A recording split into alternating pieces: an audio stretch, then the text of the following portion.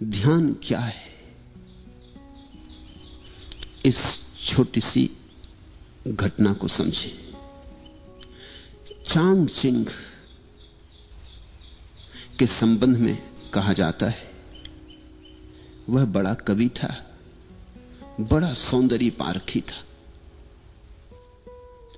कहते हैं चीन में उस जैसा सौंदर्य का दार्शनिक नहीं हुआ। उसने जैसे सौंदर्य शास्त्र पर, एस्थेटिक्स पर बहुमूल्य ग्रंथ लिखे किसी और ने नहीं लिखे। वो जैसे उन पुराने दिनों का क्रोशे था। 20 साल तक वो ग्रंथों में डूबा रहा, सौंदर्य क्या है इसकी तलाश करता रहा। एक रात, आधी रात, किताबों में डूबा डूबा उठा, पर्दा सरकाया, द्वार के बाहर झांका, पूरा चांद आकाश में था। चिनार के ऊंचे दरख्त जैसे ध्यानस्थ खड़े थे। मंद समीर बहती थी। उस समीर पर चढ़कर फूलों की गंध उसके नासापुटों तक आई। कोई एक पक्षी, जल पक्षी जोर से चीखा और उस जल पक्षी की चीख में कुछ घटित हुआ, कुछ घट गया। चांग चिंग अपने आप से ही जैसे बोला, how mistaken I was, how mistaken I was, raise the screen and see the world. कैसी मैं भूल में भरा था, कितनी भूल में था मैं। पर्दा उठाओ और जगत को देखो।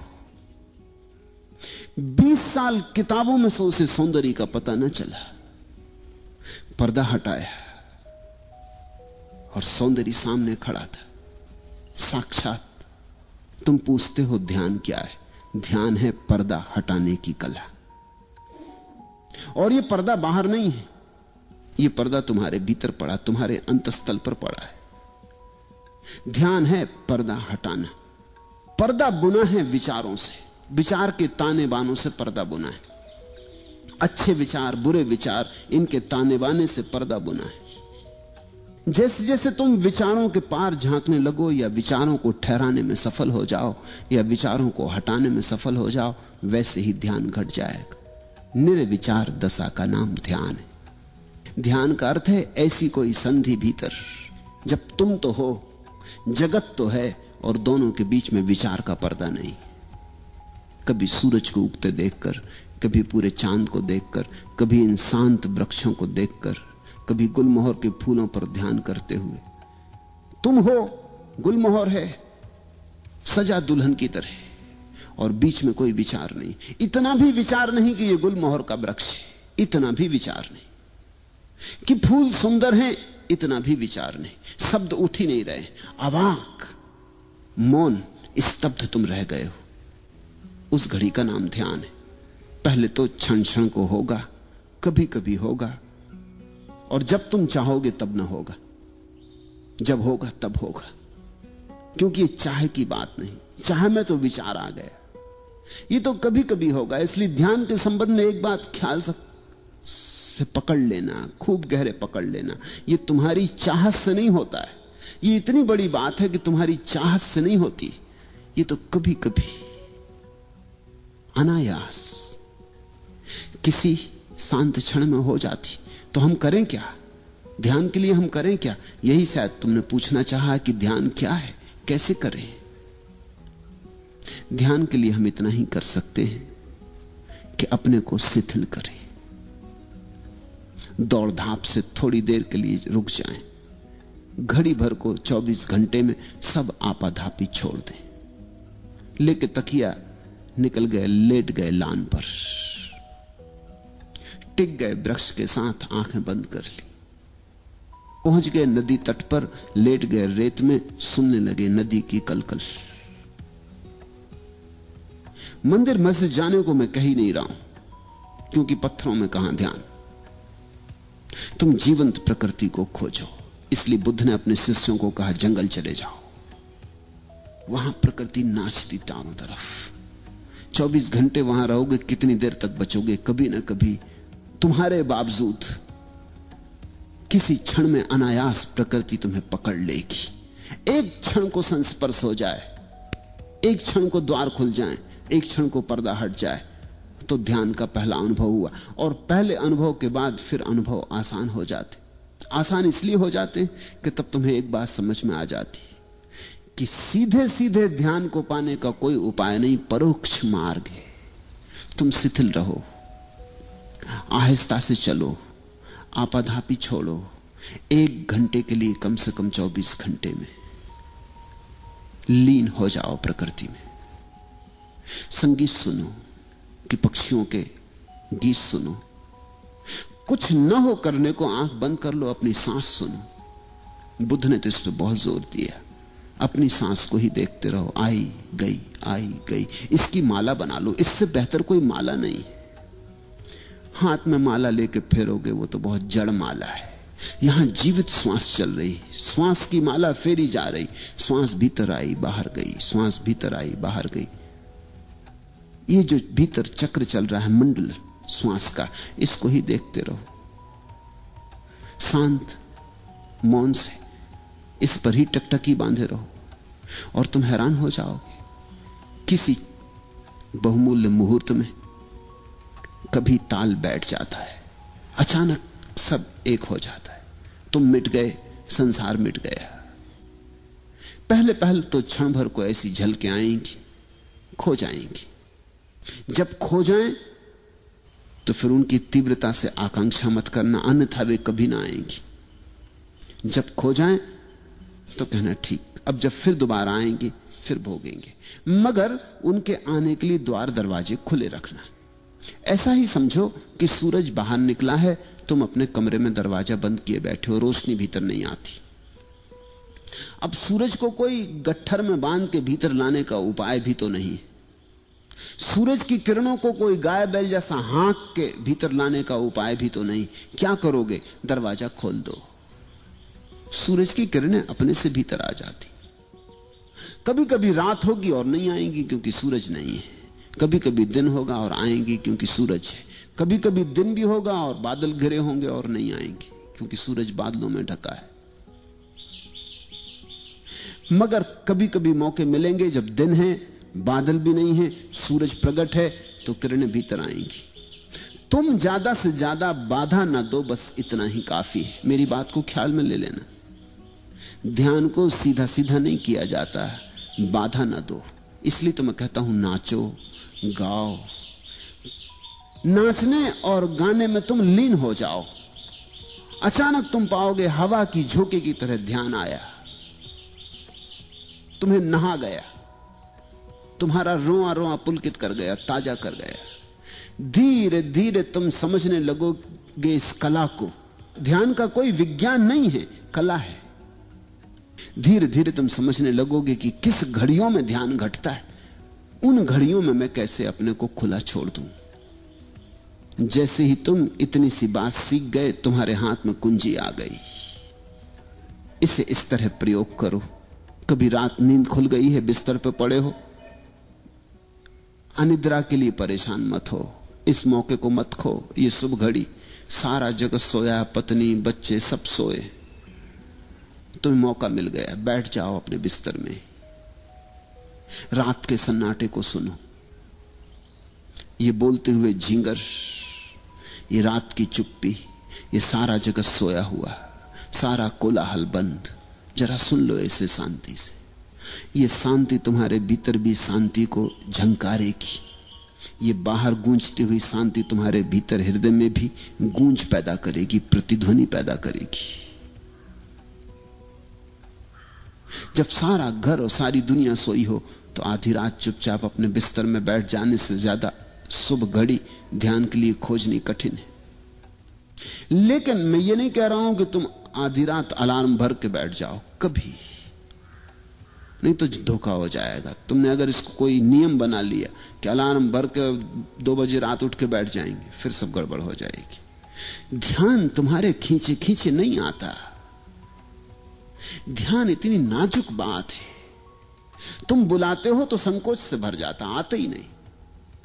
बड़ी नाजुक दुल्हन है ध्यान। तुम जोर जबरदस्ती मत करना, नहीं तो बलात्कार हो जाएगा। बहुत धीरे धीरे फुसलाना पड़ता। फुसलाने शब्द को याद रखना, ध्यान को फुसलाना पड़ता। फिर 24 घंटे में कभी भी हो सकता है, लेकिन ख्याल यही रखना कि फुसलाना है, आयोजन नहीं करना। नहीं तो लोग हैं कि रोज 5 बजे उठाए और बैठ गए ध्यान करने, जड़ की तरह, यंत्रवत, मशीन की तरह। नहीं, ऐसा ध्यान नहीं होता। हां, तुम ख्याल रखो, थोड़ा अपने हृदय का भी भाव रखो कि जब तुम्हारा हृदय बहता हो तब चूकना मत। तब 1000 काम हो तो छोड़ के एकांत में बैठ जाना। अपने स्नान गृह में भी बैठ गए जाके तो चलेगा, लेकिन जब तुम्हें लगे कि हां अभी भीतर घड़ी आती मालूम पड़ती, विचार कुछ कम है, तनाव कुछ कम है, मन कुछ प्रफुल्लित है, आनंदित है, ये घड़ी है। लोग अक्सर उल्टा करते, जब उनका मन दुखी होता तब ध्यान करते हैं। लोग दुख में भगवान को याद करते। ये तो जब उल्टी हवा बह रही है तब बहुत कठिन हो जाएगा सुख में याद करना। इसलिए मेरे सूत्र अनूठे हैं। मैं तुमसे कहता हूं, जब तुम्हारा मन बड़ा सुखी मालूम पड़े,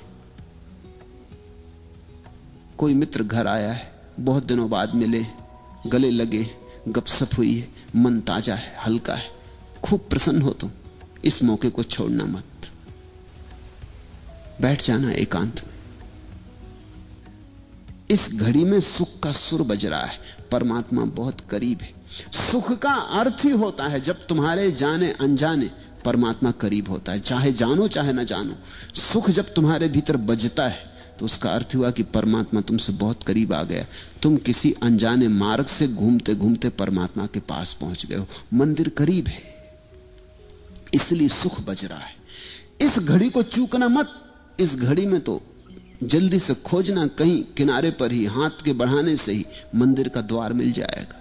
लेकिन लोग दुख में याद करते, सुख में भूल जाते। दुख में तुम मंदिर से बहुत दूर पड़ गए हो, अनंत दूरी है।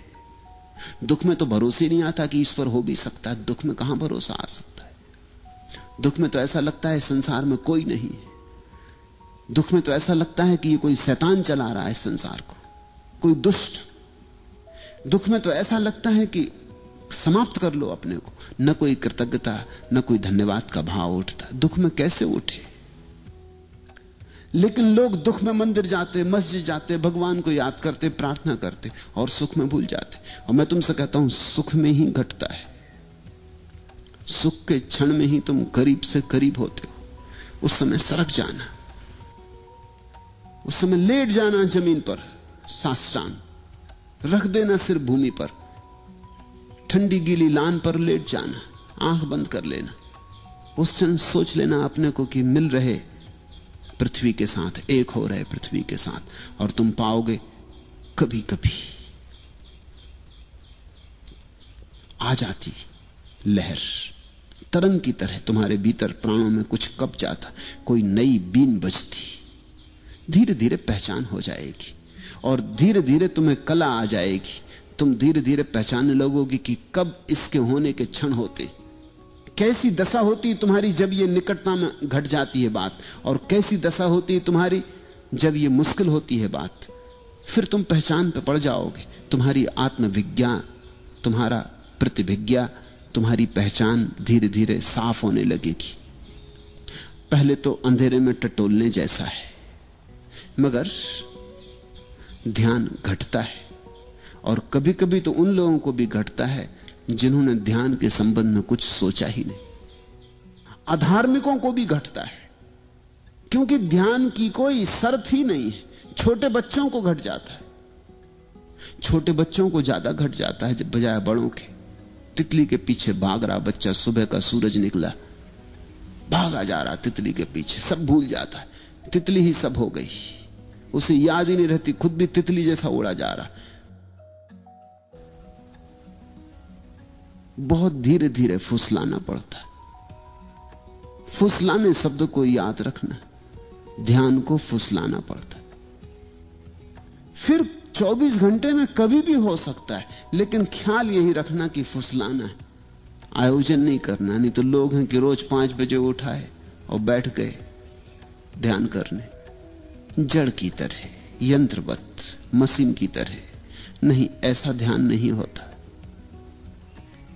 हां, तुम ख्याल रखो, थोड़ा अपने हृदय का भी भाव रखो कि जब तुम्हारा हृदय बहता हो तब चूकना मत। तब 1000 काम हो तो छोड़ के एकांत में बैठ जाना। अपने स्नान गृह में भी बैठ गए जाके तो चलेगा, लेकिन जब तुम्हें लगे कि हां अभी भीतर घड़ी आती मालूम पड़ती, विचार कुछ कम है, तनाव कुछ कम है, मन कुछ प्रफुल्लित है, आनंदित है, ये घड़ी है। लोग अक्सर उल्टा करते, जब उनका मन दुखी होता तब ध्यान करते हैं। लोग दुख में भगवान को याद करते। ये तो जब उल्टी हवा बह रही है तब बहुत कठिन हो जाएगा सुख में याद करना। इसलिए मेरे सूत्र अनूठे हैं। मैं तुमसे कहता हूं, जब तुम्हारा मन बड़ा सुखी मालूम पड़े, कोई मित्र घर आया है, बहुत दिनों बाद मिले, गले लगे, गपशप हुई है, मन ताजा है, हल्का है, खूब प्रसन्न हो तुम, इस मौके को छोड़ना मत। बैठ जाना एकांत में। इस घड़ी में सुख का सुर बज रहा है, परमात्मा बहुत करीब है।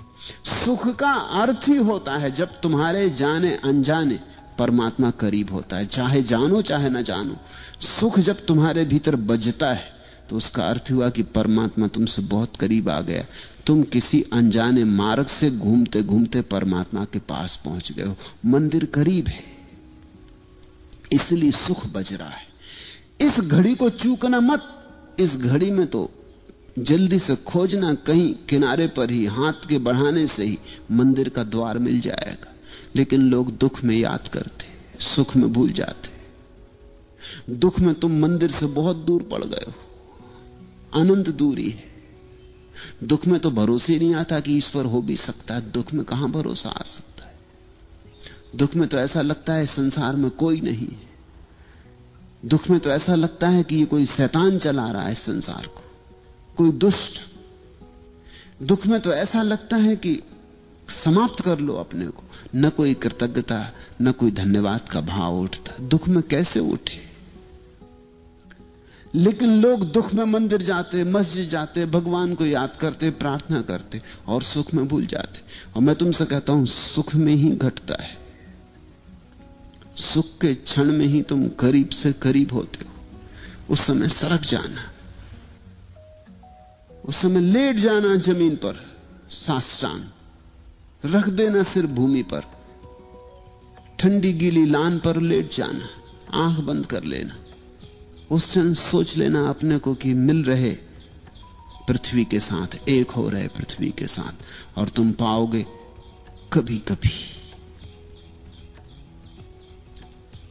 आ जाती लहर, तरंग की तरह तुम्हारे भीतर प्राणों में कुछ कब जाता, कोई नई बीन बजती। धीरे धीरे पहचान हो जाएगी और धीरे धीरे तुम्हें कला आ जाएगी।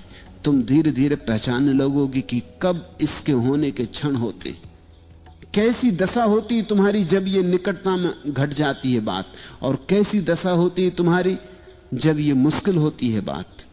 फिर तुम पहचान पे पड़ जाओगे। तुम्हारी आत्मविज्ञा, तुम्हारा प्रतिभिज्ञा, तुम्हारी पहचान धीरे धीरे साफ होने लगेगी। पहले तो अंधेरे में टटोलने जैसा है, मगर ध्यान घटता है। और कभी कभी तो उन लोगों को भी घटता है जिन्होंने ध्यान के संबंध में कुछ सोचा ही नहीं। अधार्मिकों को भी घटता है, क्योंकि ध्यान की कोई शर्त ही नहीं है। छोटे बच्चों को घट जाता है, छोटे बच्चों को ज्यादा घट जाता है जब बजाय बड़ों के।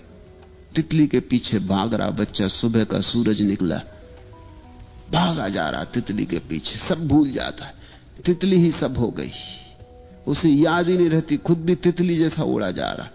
उस घड़ी ध्यान की झलक मिल जाती। लोग जीवन भर याद करते हैं कि बचपन में बड़ा सुख था।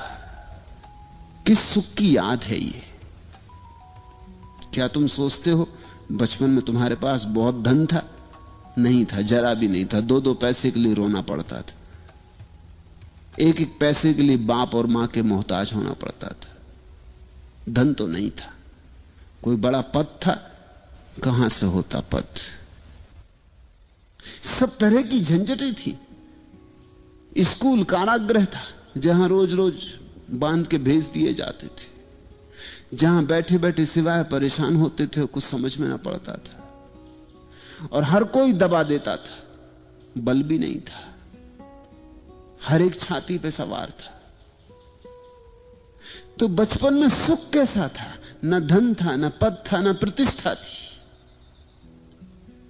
न कोई सम्मान देता था। सुख हो कैसे सकता था? सुख कुछ और था। तितलियों के पीछे भागने में ध्यान की किरण उतर आई थी।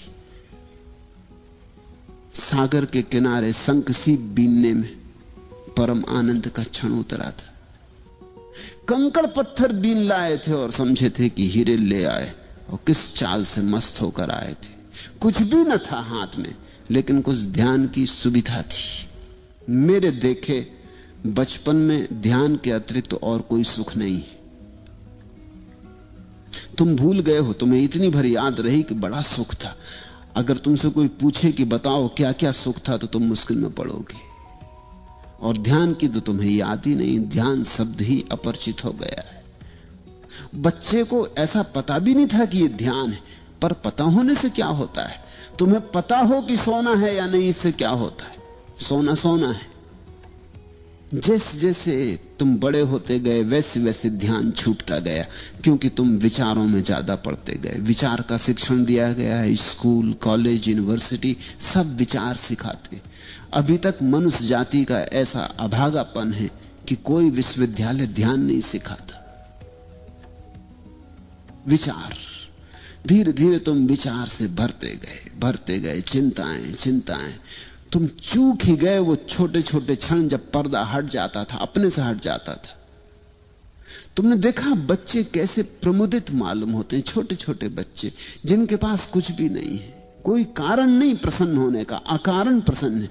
वो अकारण प्रसन्नता ध्यान है। देखा एक छोटा बच्चा अपने झूले में पड़ा है, कुछ नहीं चूसने को अंगूठा चूस रहा है, और कैसा प्रसन्न मालूम होता है। ऐसा प्रसन्न मालूम होता है कि सिकंदर भी ना रहा होगा प्रसन्न, अकबर और अशोक भी ना रहे होंगे ऐसे प्रसन्न, बड़े से बड़े साम्राज्य के मालिक ऐसे प्रसन्न ना रहे होंगे। इसके पास कुछ भी नहीं, या तो अपने हाथ का या पैर का अंगूठा डाले चूस रहा, लेकिन कुछ घट रहा है। अभी पर्दा खुला ही है, अभी विचार उठते ही नहीं, अभी भीतर की वीण बज रही है। यहूदियों में एक कथा है कि जब कोई बच्चा पैदा होता है तो देवता आते और उस बच्चे के सिर पे हाथ फेरते, ताकि वो भूल जाए उस सुख को, जो सुख परमात्मा के घर उसने जाना था। नहीं तो जिंदगी बड़ी कठिन हो जाएगी। दया बस ऐसा करते हैं, नहीं तो जिंदगी बड़ी कठिन हो जाएगी। अगर वो सुख याद रहे तो बड़ी कठिन हो जाएगी तुलना में। तुम फिर कुछ भी करो व्यर्थ मालूम पड़ेगा। धन कमाओ, पद कमाओ, सुंदर से सुंदर पत्नी और पति ले आओ, अच्छे से अच्छे बच्चे हो, बड़ा मकान हो, कार हो, कुछ भी सान न मालूम पड़ेगा अगर वो सुख याद रहे। तो यहूदी कथा कहती है कि एक देवता उतरता करुणावश और हर बच्चे के माथे पे सिर हाथ फेर देता है। उस हाथ के फेरते ही पर्दा बंद हो जाता, उसे भूल जाता परमात्मा, सुख भूल गया। फिर ये जीवन के दुखों में ही सोचने लगता है सुख होगा। उस पर्दे से खोलना है जो देवताओं ने बंद कर दिया। मुझे तो नहीं लगता कि कोई देवता बंद करते। देवता ऐसी मूढ़ता नहीं कर सकते, लेकिन समाज बंद कर देता है। शायद कहानी उसी की सूचना दे रही। माँ बाप, परिवार, समाज, स्कूल बंद कर देते हैं, पर्दे को डाल देते। ऐसा डाल देते हैं कि तुम भूल ही जाते हो कि यहां द्वार है, तुम समझने लगते दीवार है। ध्यान का अर्थ है इस पर्दे को हटाना और इसे अनायास होने दो, इसे कभी कभी तुम्हें पकड़ लेने दो। और जब तुम्हें ये तरंग पकड़े तो लाख काम छोड़ के बैठ जाना, क्योंकि इससे बहुमूल्य कोई और काम ही नहीं। रात हो कि दिन, सुबह हो कि सांझ, फिर मत देखना। कुछ चूकोगे नहीं तुम, कुछ खोएगा नहीं, और अपूर्व होगी तुम्हारी संपदा फिर। और ये संपदा तुम्हारे भीतर पड़ी है, बस पर्दा हटाने की बात है। ध्यान क्या है? ध्यान भीतर पड़े पर्दे को हटाना है।